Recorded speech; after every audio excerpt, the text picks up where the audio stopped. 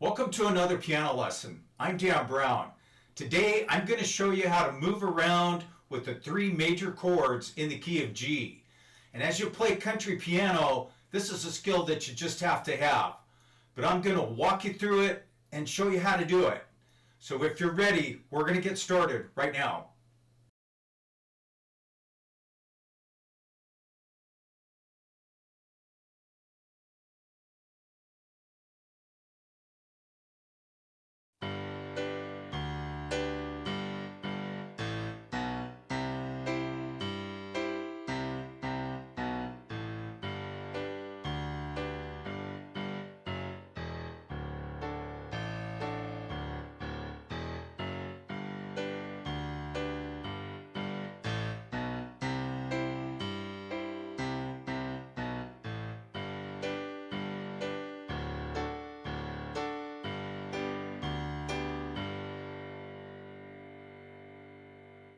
That's just a little demonstration of some chording in the key of G. And there are so many songs that you can do this kind of thing on. Let's look at the chart, and you can tell we're in the key of G because the G's at the top. We're going to use the D on the left and we're going to use the C on the right. Those are the three major chords in the key of G. And the way we get those, the chords come from notes in the major scale. G is the very first note in your major scale, so that's one, and you just build this chord off of that. Now today, we're going to be using an inversion of this, so it's not this one. This is the one we're going to be using right here. For the four, we go 1, 2, 3, 4. So you just build a chord off of that, and there's your what we call the 4 chord, and these are Roman numerals.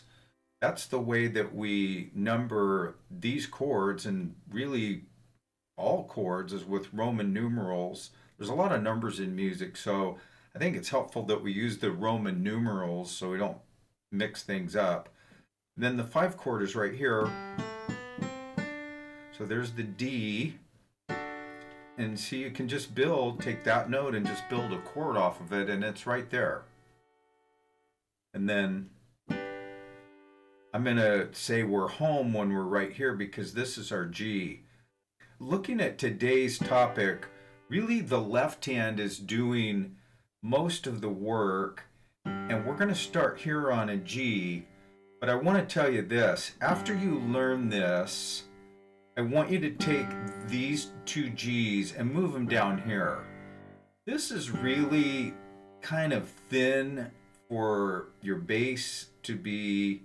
It's just an area that it's, you can have your bass here, but you're going to have more power. And you're going to have just a really deep, rich sound if you're down here. So today I'll show you here, but that'll be just a little thing you can try is to move your bass down 1 octave after you learn this.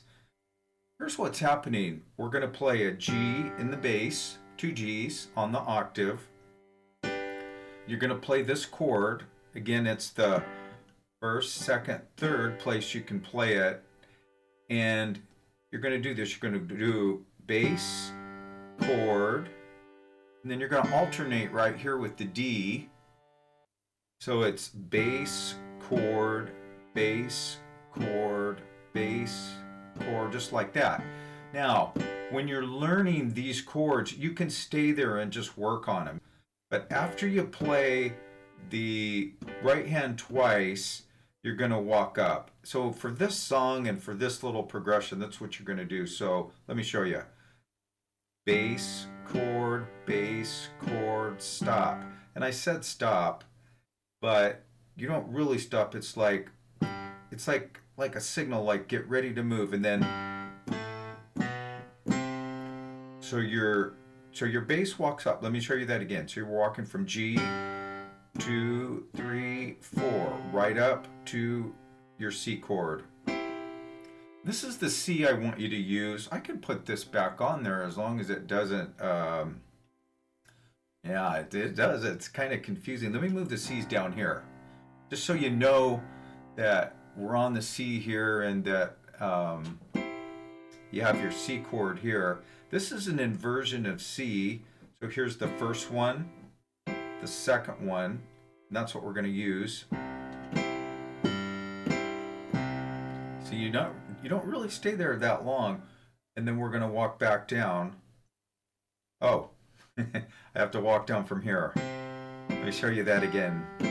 See, I automatically switched my left hand down here. This is where your bass notes are really going to sound the best, but it's okay. We're good here. But we're going to walk down. Okay, this is where we were before. We're on G, so we're home. If you look at the chart and see that G at the top and you're playing a G, you know you're at home.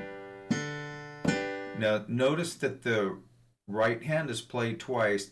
That's a signal for the bass to move. So we got D in the bass, and we got D in your right hand. This is the root position of D.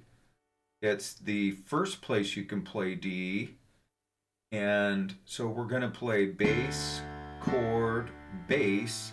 There's the alternate of the D. If you keep checking the chart and just noticing that to the left are these alternates, there's your alternate for D. Now on the chart, it has a chord. It has a name of a chord in violet. It's an A minor 7. That is this chord. But we're not playing a chord here. We're just playing a note. So guys, just remember, you have notes like, and even this, we would consider that just like a note because there's only A and A. If we add other notes, then you have a chord. So the chart's showing the chords, but I just want you to see that the D alternates on this A right here. So after you've done that, that's the pattern. Bass, chord, stop. It's time to move.